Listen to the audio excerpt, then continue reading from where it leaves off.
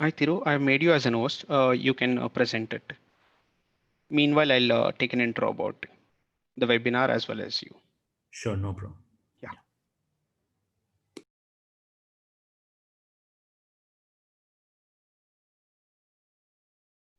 Yeah.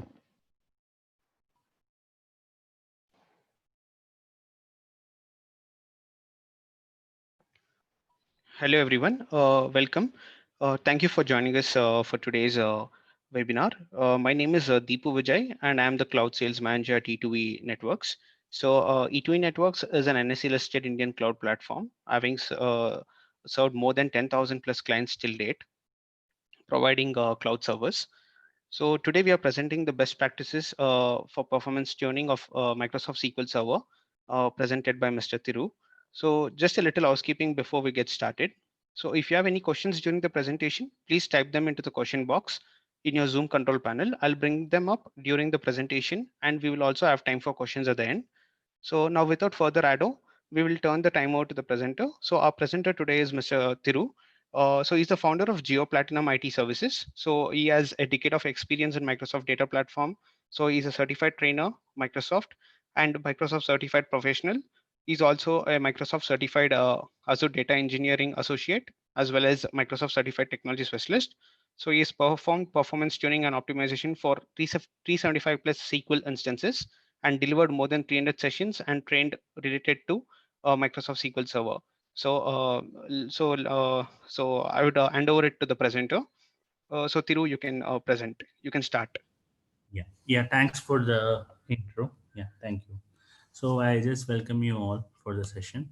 So today we just going to see about the best practices to be followed in the SQL Server. So there is a lot of configurations is there. So I'm just going to cover few of the things. So if you have any questions or anything, you can please always post it in the question things. Then I try to clarify. So within our time frame, I just try to cover a few of the good configurations as to be make it as a practice when you deploy a new SQL server. Just keep in mind these kind of practices to be always a good, right? So a few of the configurations I will help you out in this today's session. So let's begin with the basic architecture. So I know well you guys may be familiar on SQL Server, but it's good few of the things you may not know. But this is a things where you can learn few new configurations which can boost your performance of your SQL Server, right? So let's start with a few of the demos and other things. Just a second. Yeah. So now the very basic thing is about the database structure. I hope you guys know all about the database structure. It's all a collection of pages. Generally in database, if you're storing up a data, it's all stored in a form of a page. So basically the page will be a 8K of a size. So whatever you want to store the data, all this data will be in a form of a page. So the database is nothing but a collection of pages.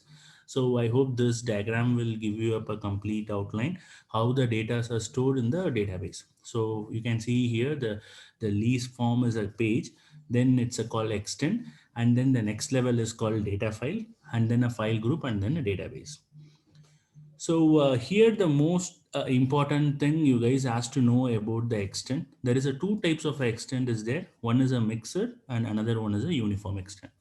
So this is very, very important. I can help you out with the demo, how this extends will help you in case of a performance. Now you can see about the mixed extend. You guys, I will show you in this demo how the mixed extends will be workers.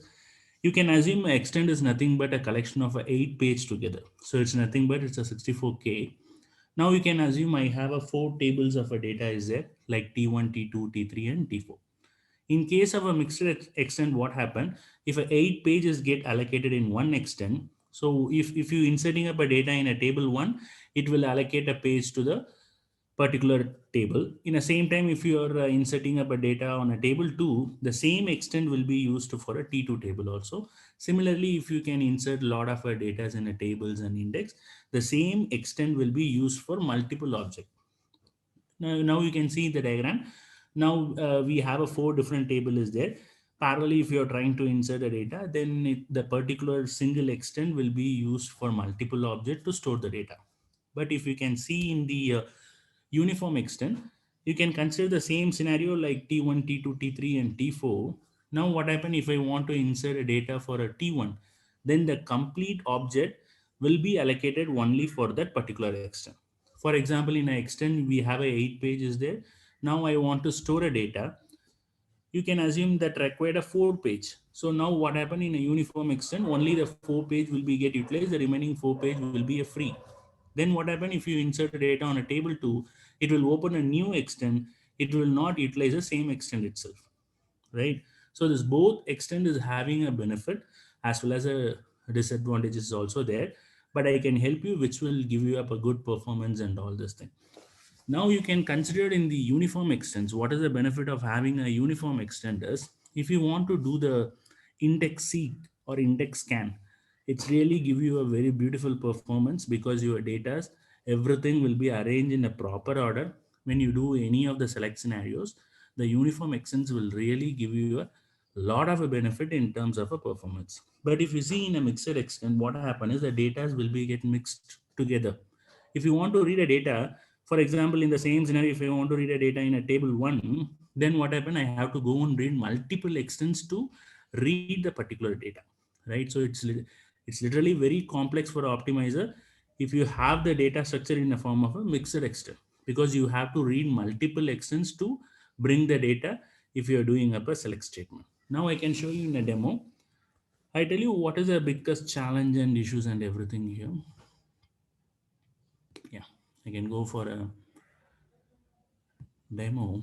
So if you want to know, you guys has to know by default, always a SQL Server extent will be like mixed extent. If you have a database before 2016, for example, in your environment, you have a database 2012, 14, 2008, or 5, 2000, any version is fine. By default, what happened, this extent will be a mixed extent. For example, I can show you how to check the database is configured as a mixed or a uniform. You can just execute. This is a command in sys.sys databases.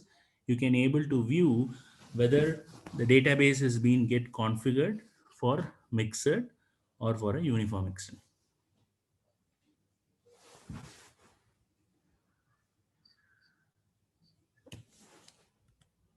Sorry.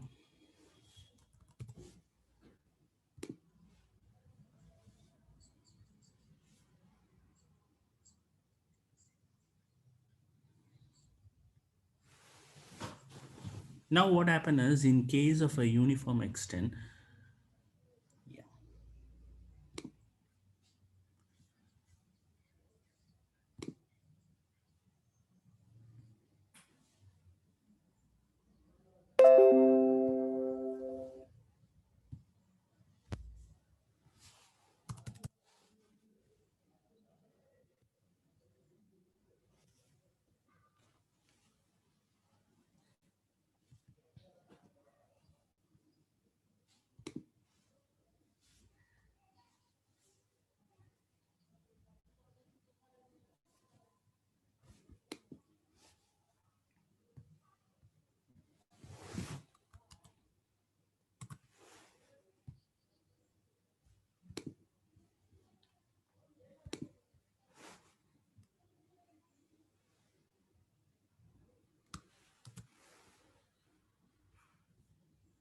Okay, so now if I want to know the database is in which extent, for example, you can see here this mixed extent is on, then it show as a 1. If it's a 0, then the database configuration is being used for the uniform extent. So always a good practice is you have to keep the database which is in a uniform, because now the good thing is from version 2016 onwards, by default the database will be in a mixed extent. But if you go and check on 2014 and 12, by default what happened, the database extent will be in a mixed, right? So when you do a data migration also from 2008 or from 12 or 14, then what happen is by default the database will be in a mixed extent. So you guys has to make sure the database has to convert it into the uniform extent. because the uniform extents will give you a lot of a performance improvement. It's a very simple way. I can show you up here. So now see here, I'm just how you have to set the database, whether it's a mixed or uniform. This is a way you have to do it. For example, I'm creating up a database. I just make sure I don't have the same database. So now what I'm doing, I'm just creating a database called DemoDB. And then what I'm doing up, I'm just making this database as a mixer extent. So I itself put this as a mixer extent.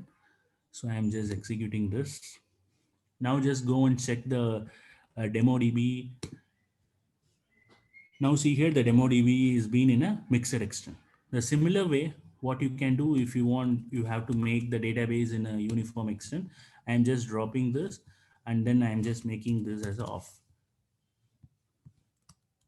Then I'm just re-executing this database. Now the database has been get created with uniform extent.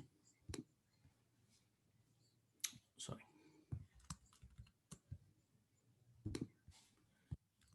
Now just go and check the database now, which is in a uniform extent. So this way you can able to make sure whether the database is in a uniform or it should be in a mixed extent. But the good practice is you always has to be have the database in the uniform extent, because the uniform extents will give you a very good performance as compared to the mixed extent. So this is a very first thing you guys can follow in case of a new implementation.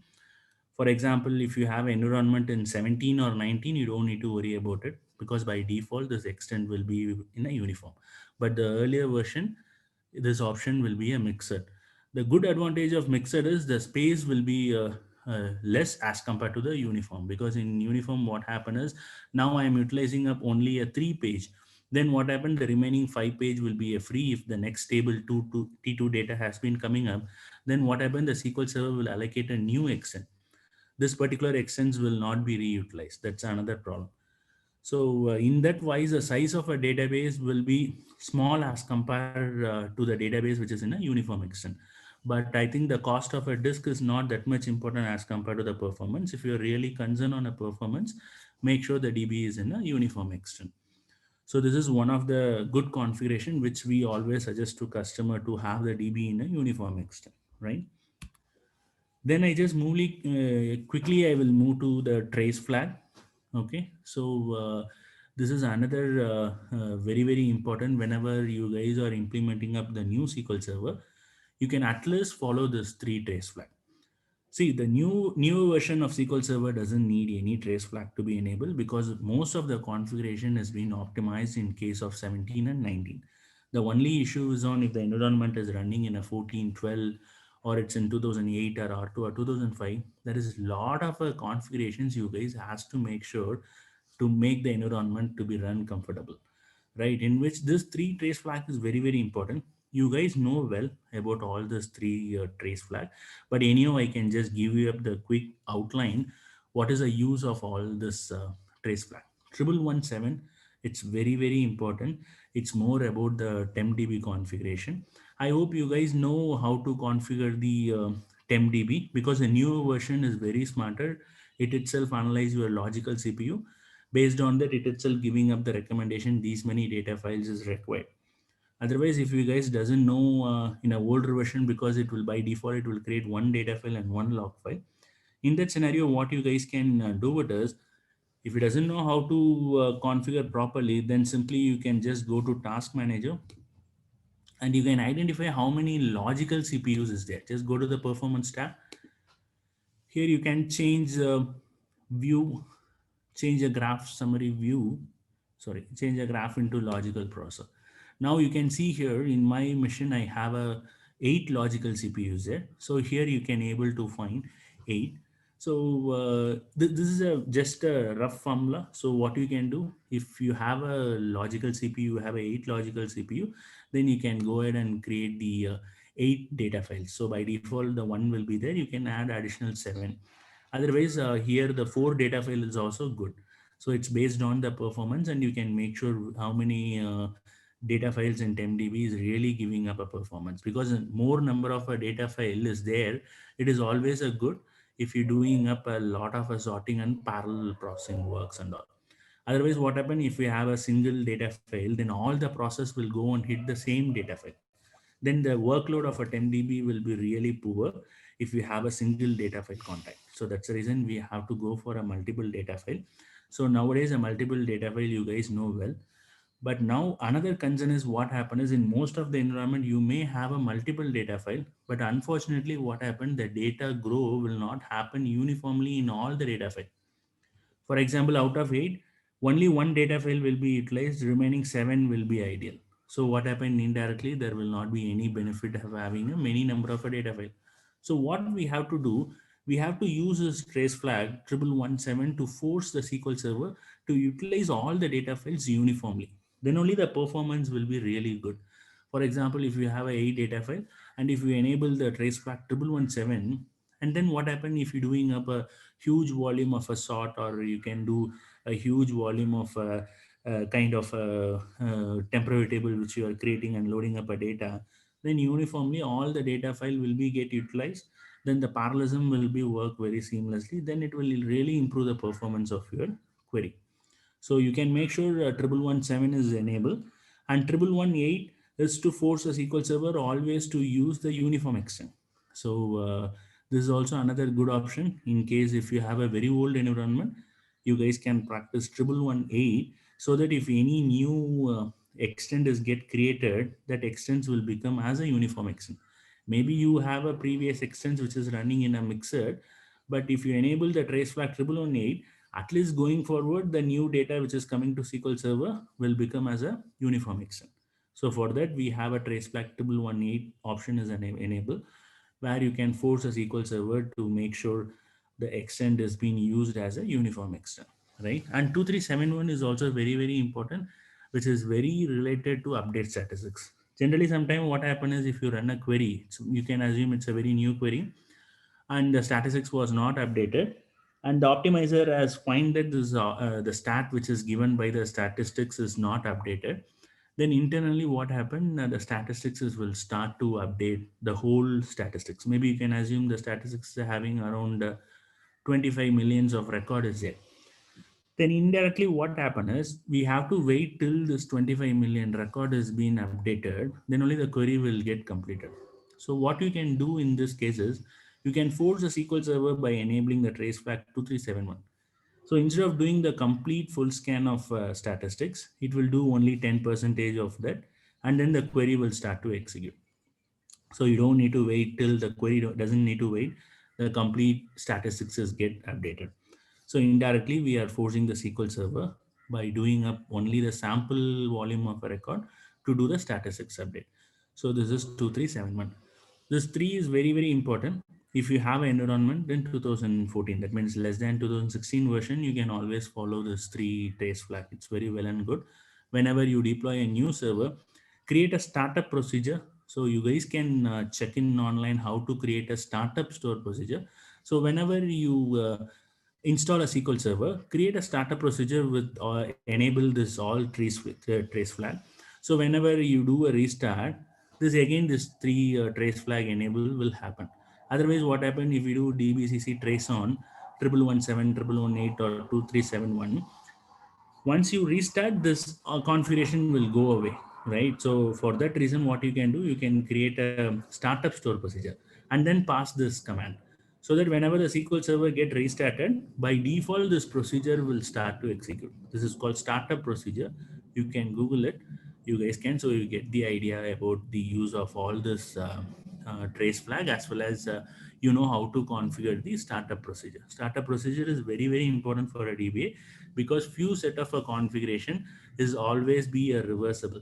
Like whenever you set it and you done the restart, this configuration will go away. So you have to force it by some method, right? So for that, the startup parameter is always a good, like a startup procedure is always a good. There we can, you can pass this command. So whenever the server is get restarted, this all configuration will get applied, right?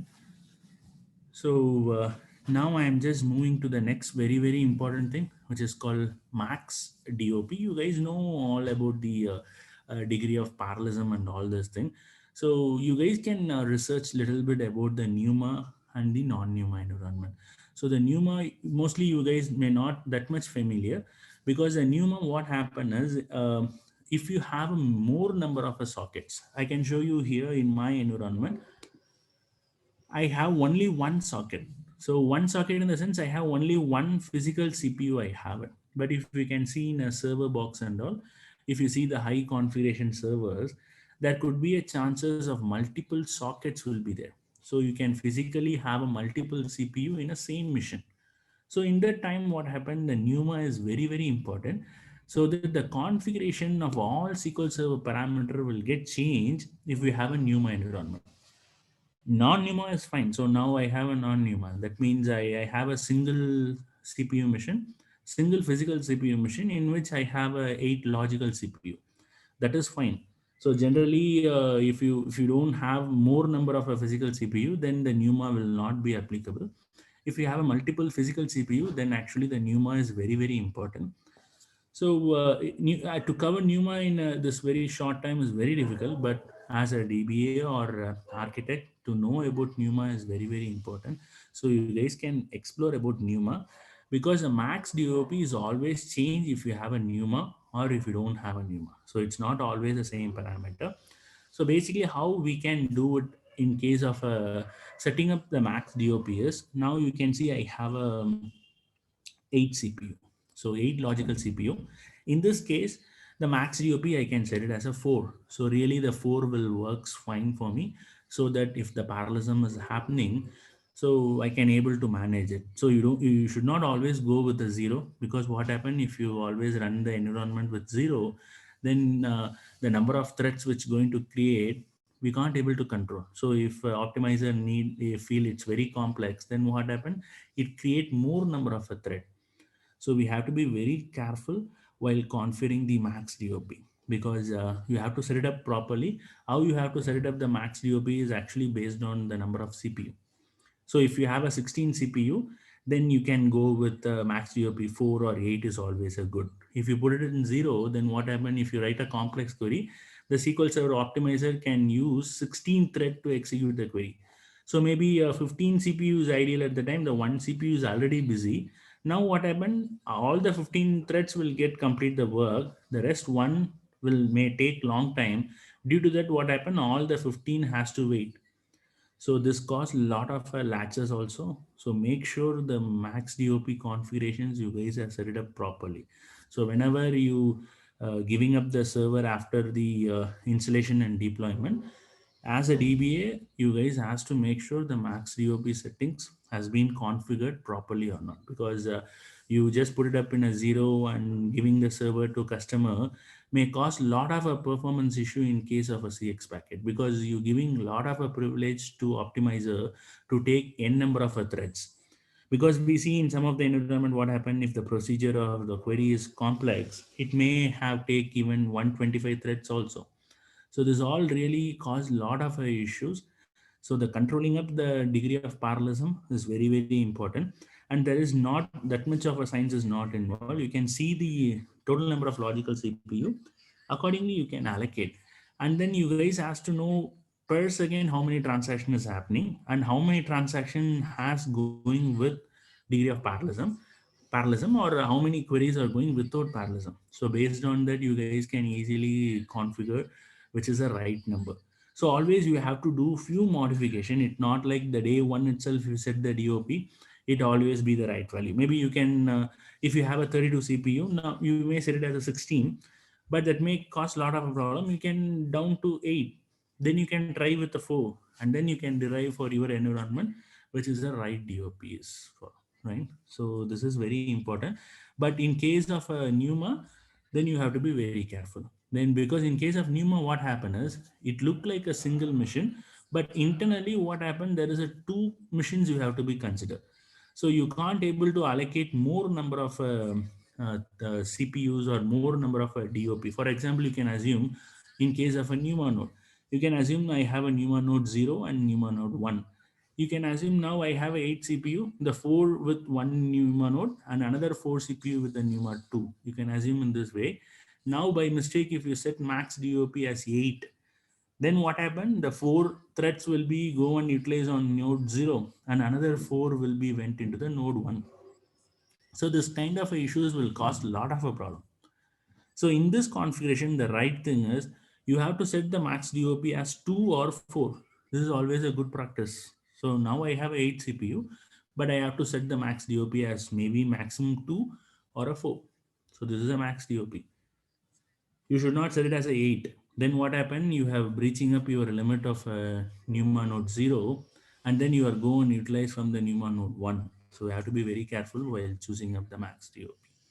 Right, so you guys can explore about the NUMA. If your environment is NUMA, then you have to optimize in such a way, then only you can able to get that much of a performance. Otherwise, having a NUMA and then the configurations or settings is not proper, then the performance will also not be a good benchmark. That is also you guys has to be keep it always. Right, so now I am just moving up to another very interesting configuration. As a review, you guys also always has to know about the isolation level.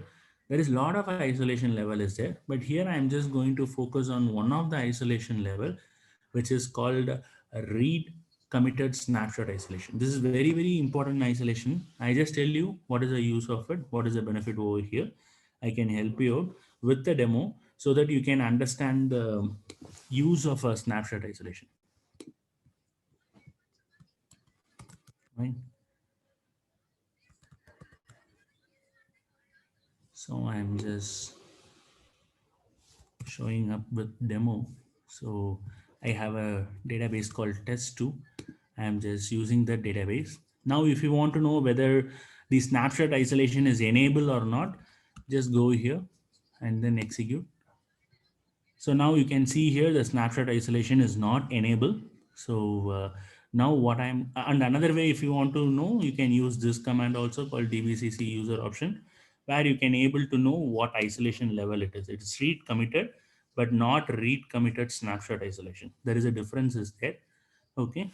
Now I can show you up the use of snapshot isolation, right?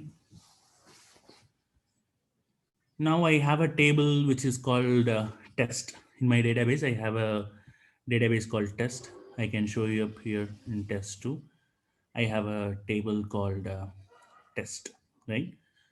Now I am just begin the transaction. I am not going to commit it. I am just going to do the transaction. You can assume this is a very complex update. So I am just begin the transaction, right? So now what I am going to do, I am just try to run another parallel query. Select star from test.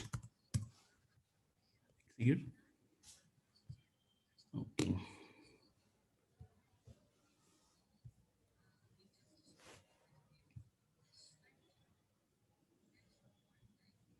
I think I don't have the data. Just a second.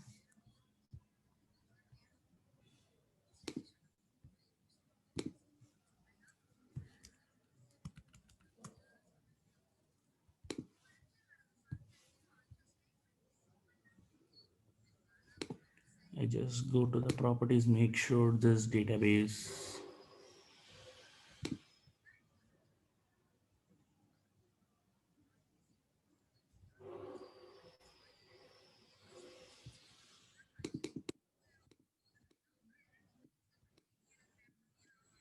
Okay, this was enabled. Just a second. I go to another database.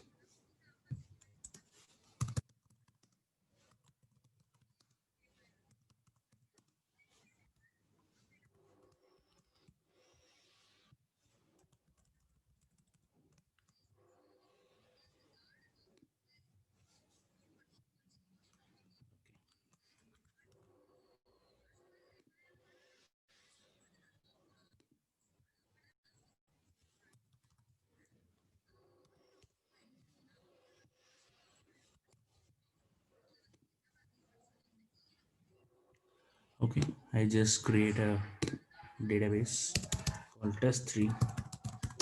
I just create a table called.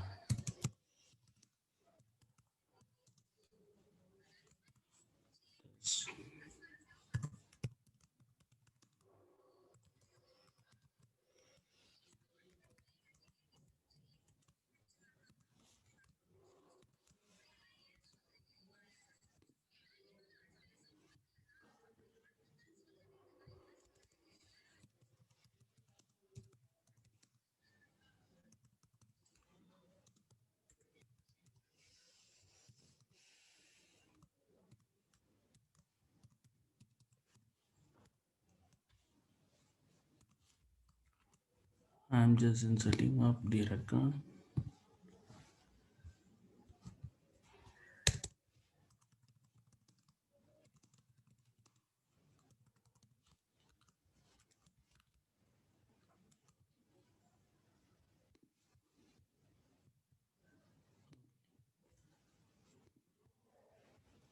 Now I just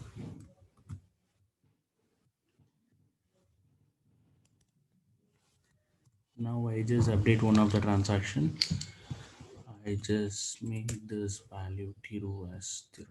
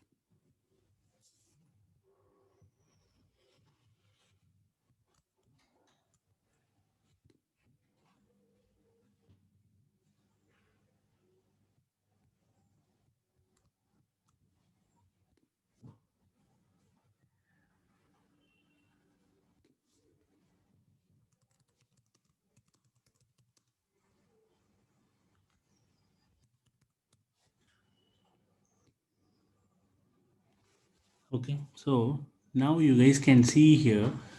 Now I'm updating up one of the transaction, but I haven't yet committed, right? So still it is running. So you can assume it's a very big update. So we're updating so many records. So parallelly, you can assume one more user is trying to do the select. But now in your scenario, what happen is even the select will not be happen because the select statement has to wait till the update is going to get complete. So now you can think about the production environment. There will be a lot of update will happen on your table.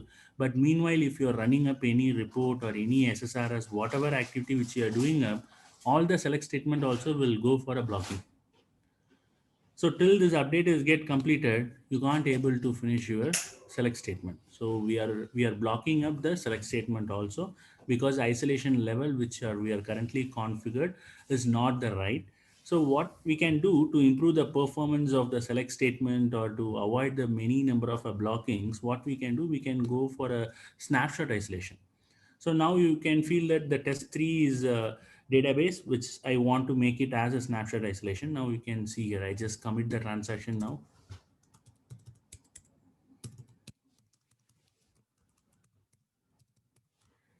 So once I commit the transaction, then only you can able to view.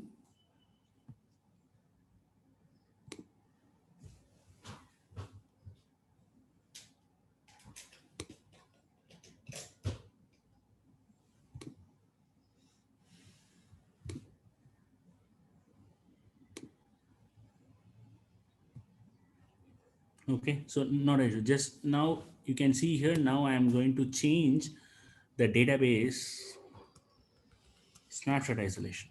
Now you can see here, I'm going to make this database isolation level. I'm making this database as test 3.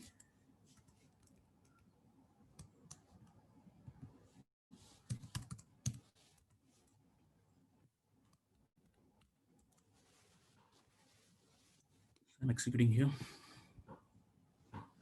Okay, I have to make this into single user mode.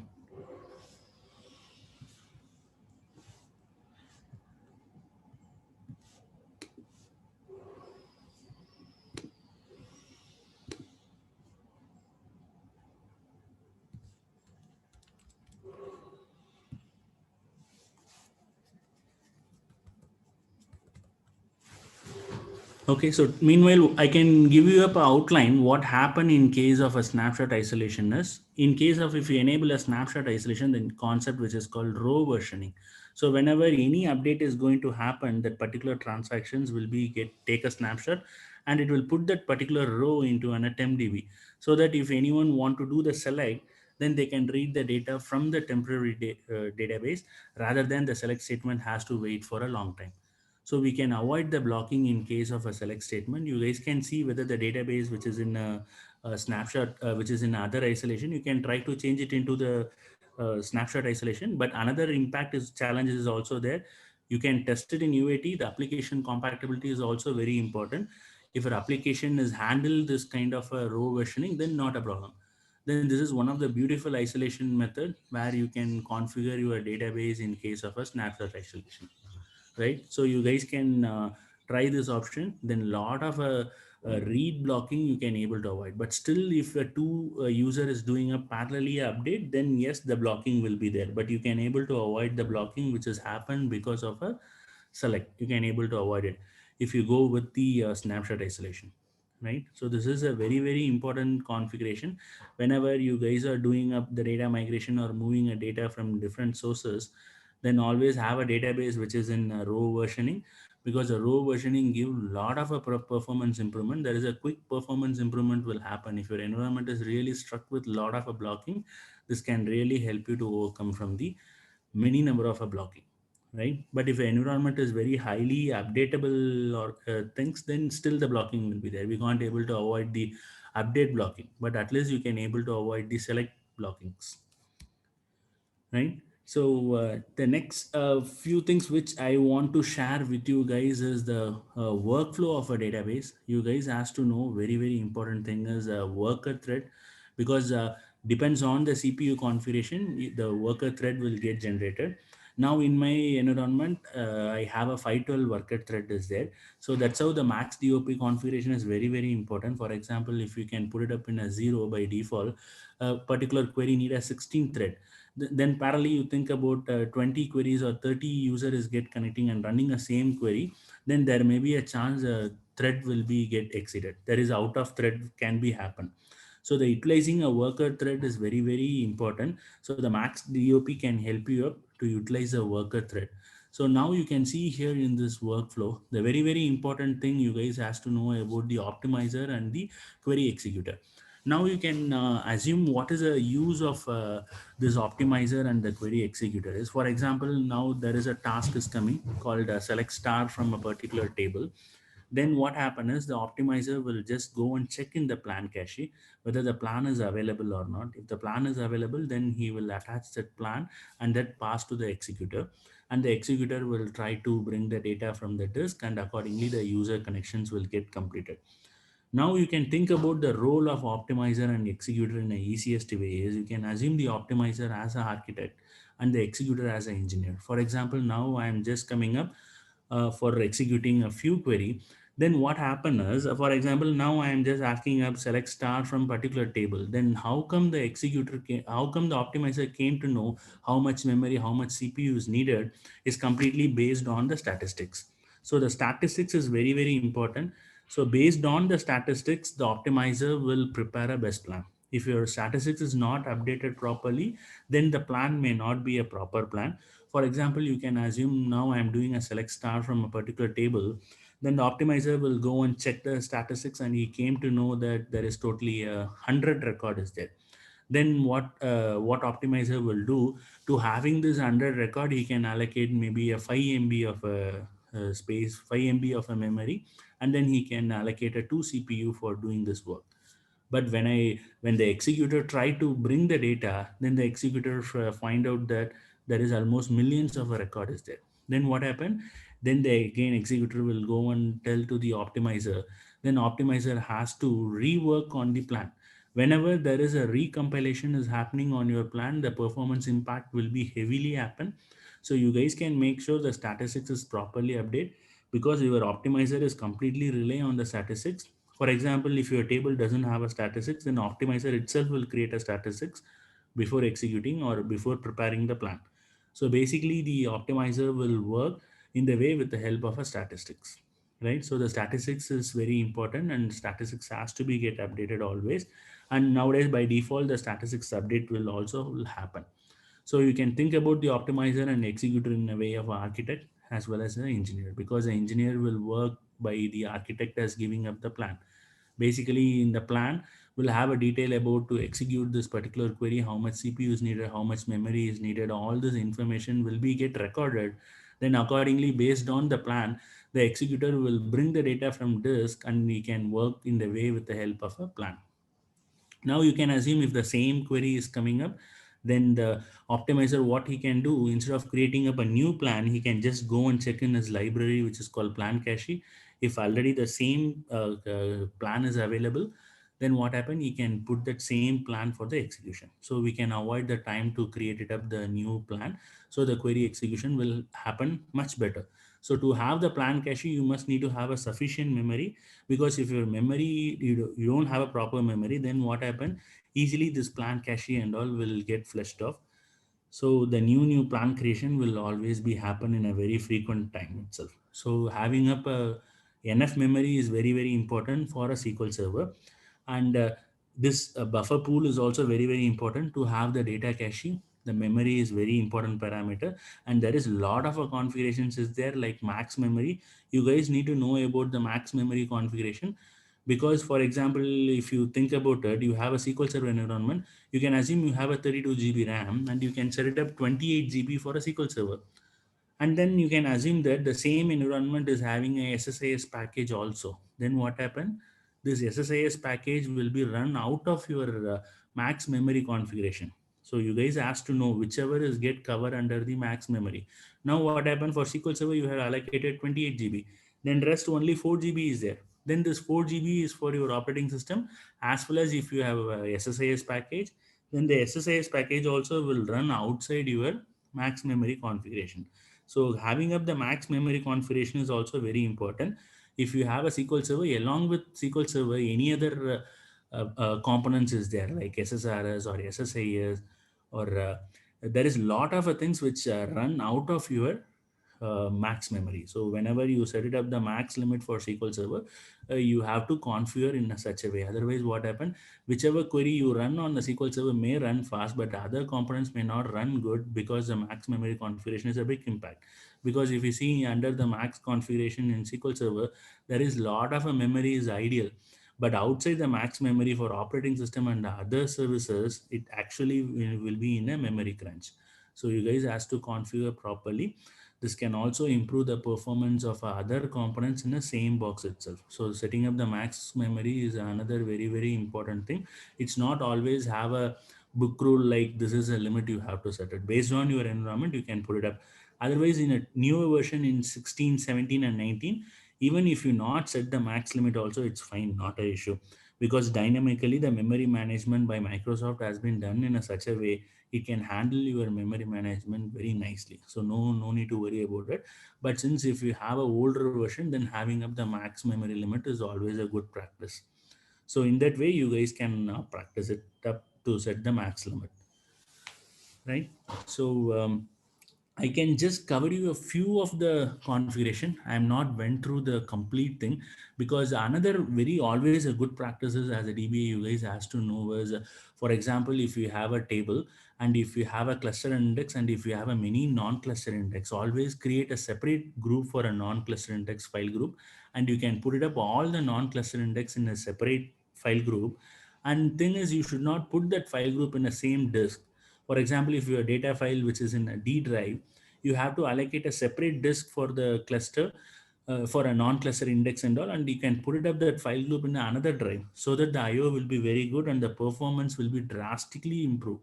Whenever you do any kind of a read, if you have an architecture in a such a way, you have a data file with have a data and the cluster index, and you have another group which is for non-cluster index. Then if you have in this way, then the performance will be improved in a many way.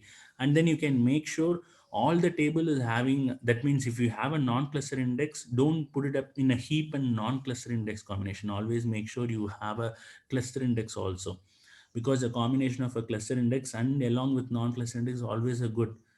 Because we saw in a lot of environment, they have only non-cluster index and they don't have a cluster index at all. So there is a few of the practice you guys has to do it. And another thing is, whenever you implementing any new environment, make sure the disk design is very important. For example, some environment, what happened, they have a single hard disk of 1 TB and then they have a multiple partition. In that way, if you put the data drive in one disk, data drive in one of the drive, and another data log file in another drive, it doesn't have much benefit. Whenever you have a disk design, then you must need to have a multiple disk is important, rather than putting all thing in a same disk with a multiple partition drive. There is no use at all. So you, whenever you design, you can make sure this all physical disk or a separate disk is being get configured, so that only whatever theory which you guys has read about it, like having a data file in one drive and having a log file in another drive, then tempdb in a different drive. So instead of drive, it has to be in a disk, so that it will give you a lot of a performance implementation. So these are all few things which you guys has to know whenever you implementing up the new environment. This configuration things you can take care. So I covered few of the things. I will not say I covered a lot, but within the time frame which they given to me, I can cover a few configuration. Maybe these configurations are much important. So whenever you focus on new implementation, and you can make sure first you can configure all these parameters in a UAT environment. If all work fine, application is working fine, then you can push it into the production, because the snapshot isolation or trace flag which I have shown you, and then creating up a different file group for a non-cluster index, this all give you a lot of benefits and a performance yield. So you guys can try in a UAT environment and you can see the difference. And I always suggest to most of the people to go with the baseline, configure a baseline. So once make all the changes, you can record how much minutes or seconds a procedure is running up, and then every day you can keep monitor the procedure execution, so that if there is any deviation has happened, you can able to identify why the deviation has happened. Is there is any change was happened yesterday, any configuration changes has happened. Otherwise what happened, you doesn't know when the environment is get into an over state. So always keep a baseline, maintain the baseline. Whenever there is a differences happen, you always every day you have to compare with the good baseline, because without baseline it is very difficult to identify whether the environment is running stable or there is a issue is there, because maybe a developer can push a lot of changes into your production box. So you guys has to keep always a track. If for example today the procedure is running in a 5 minutes, tomorrow if it's running in a 15 minutes, you need to identify. If you left it, maybe it will went for a 45 minutes, or maybe it go for a 60 minutes also. So troubleshooting in a 60 minutes, it's very difficult for you. So maintain the baseline, every day capture the baseline, and then see the difference, the average procedure execution. Then if there is a huge deviation has happened, then you can address whatever changes which has happened. So since as a DBA, you guys has to be focused much on the baseline system also. You can practice in any way to record the procedure. A lot of DMV and DMF will help you to record all this procedure and query execution. Track it in your own database, and then you can put the summation, and every day you can have your own checklist to make sure this baseline is maintained every day or not. Right? I hope I can give you up a few outlines on best practices. I think the time is also almost it's to be end. So if you guys having any questions or anything related to performance tuning or SQL Server, surely I can clarify. You can put it up the question.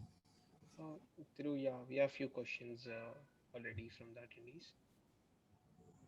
So there's one question from Gemini. I have 1100 plus tables and 1500 plus procedure.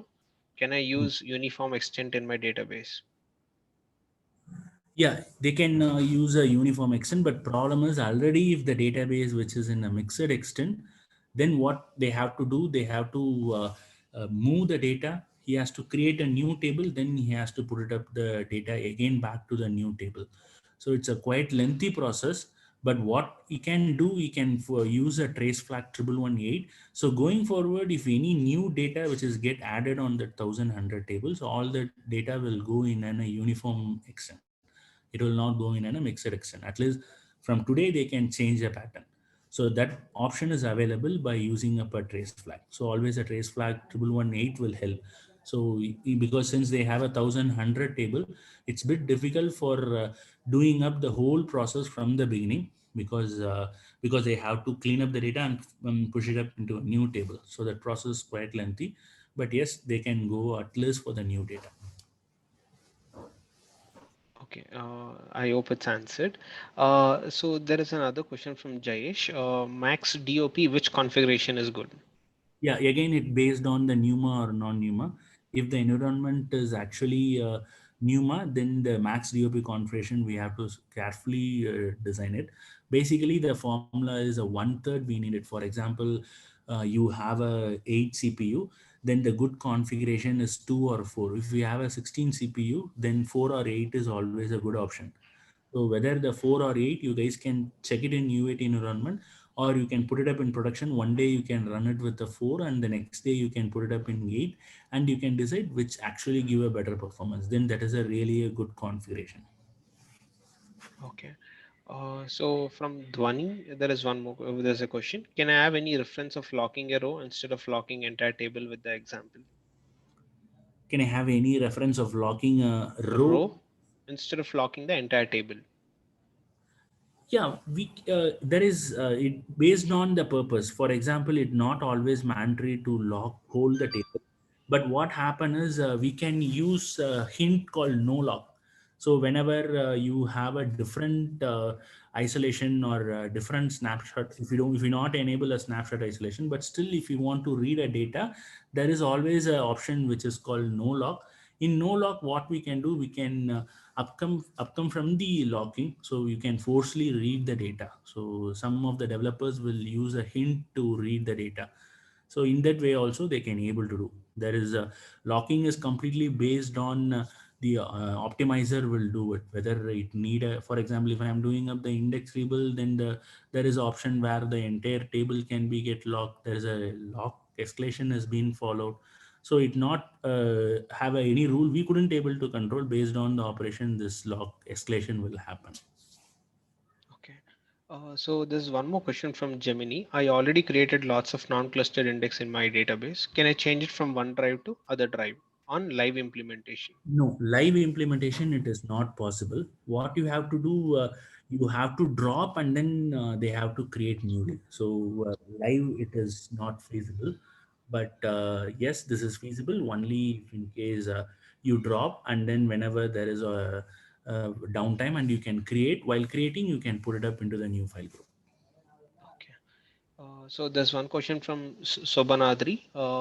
Already my database has mixed extents and how to make now uniform extent. How to make it as an uniform extent. So if in case the database size is really small, then no issues. You can easily convert into uniform extent by completely doing table data. For example, you guys know how to do the complete table copy. Then in that way, you can configure the database in a uniform mode and then shift the data from one table to another table. But yes, this is actually involve a lot of a downtime. You can't able to do in a live, but if there is a proper downtime is available, then slowly plan for a set of a table. You can't able to do for all the table in the same day itself. In a day, you can assume four table or two table, then you can move a four tables or five table. Otherwise, you can always go for a 1118 trace flag. At least a new page which going to new extent going to create will become as a uniform extent. Okay. So there's one question from Sudhakar. How to avoid deadlocks?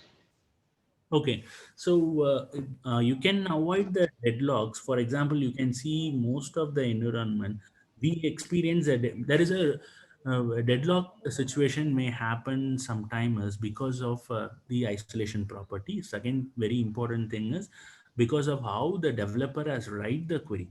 Because if the developer has poorly written the query, and there is a lot of a chances that deadlock can happen, because it's completely based on the application design. But as a DBA point of view, how we can avoid the deadlock is by maintaining up the proper indexing statistics, and then having a proper configuration like snapshot isolation and all this thing. It can reduce the deadlock. But if you want to completely reduce a deadlock, then it's completely with the developer only, because the developer has to practice the coding in a such a way so that we can able to avoid the deadlock.